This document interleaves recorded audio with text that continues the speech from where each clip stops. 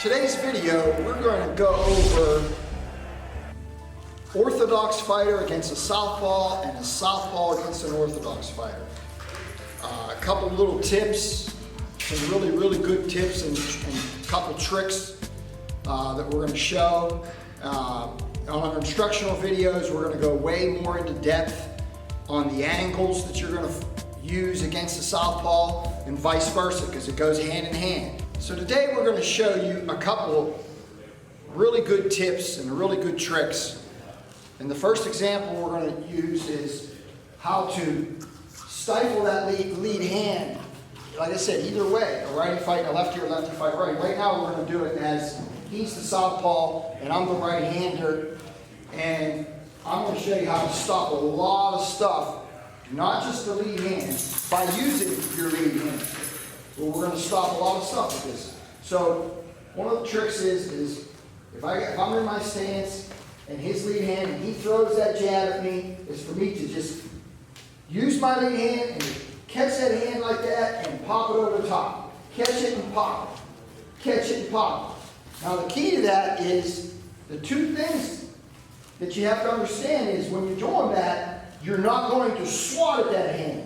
You're not going to swat at that hand. So when he throws that jab, I don't want to swat at that hand. I don't want to really swat at that hand, because let's say he would fake that jab.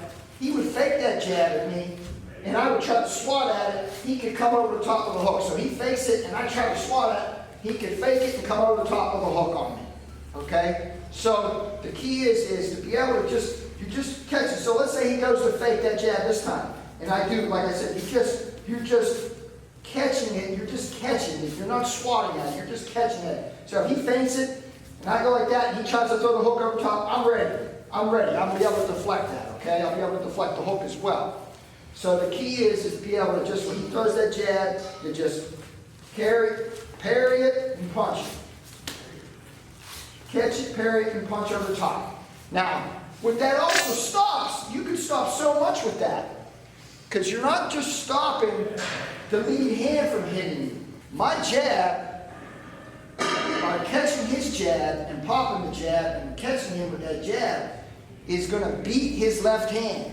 So when it beats his left hand, you're stopping him from throwing that 1-2. So not only you parrying a jab and catching a jab, if he decides he's going to throw a 1-2 again, you will catch that, you hit him, and that's going to stop. He's going to his left hand is going to be short, because you're going to be able to hit him, and his left hand, he's not going to be able to get his full extension into his left hand, and he's going to come up short with that left hand.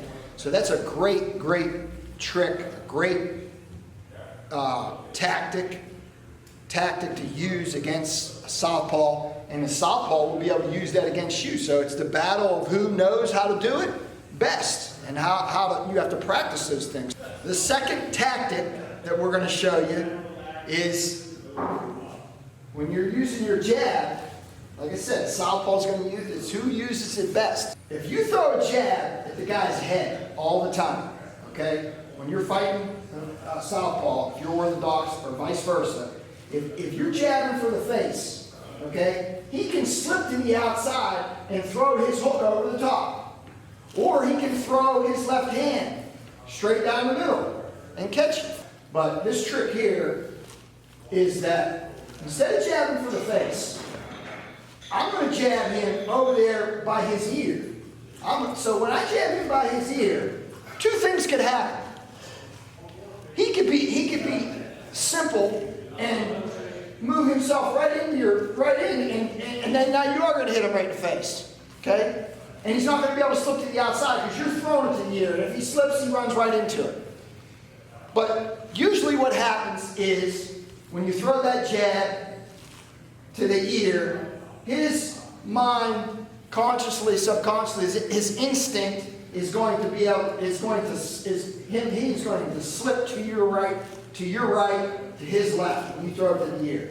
And he's going to be right there for that right hand. So the way that's looking is I'm jabbing for his ear and he's slipping, and when he instinctively slips that way because he feels that the jab is over here, he's going to slip that way that the right hand's going to come. So it's going to look like this. He's going to slip, bang, and then I'm going to catch him with the right hand. See, like I said, if I threw the jab there, he'd be able to slip to the outside. When I jab for the ear, he's going to slip to the inside, and you're going to be able to catch him with the right hand.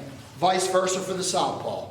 And that's something we're going to go in depth too on the instructions, how you can, either way, you can still defeat that left hand. There's another way to defeat that lead left, or off of a 1-2, or vice versa against a southpaw against a right-hander as well. So that's two great tactics that a southpaw can use against a right-hander, or a right-hander can use against a southpaw. But like I said, you can watch videos all day. You have to go into your training, into the gym. You have to practice these things in sparring. You have to practice them with your trainer, you know, on the pads, and use the imagination on the heavy bag. And so we're giving you those things to try, and we want to have feedback and let us know how it's working out for you.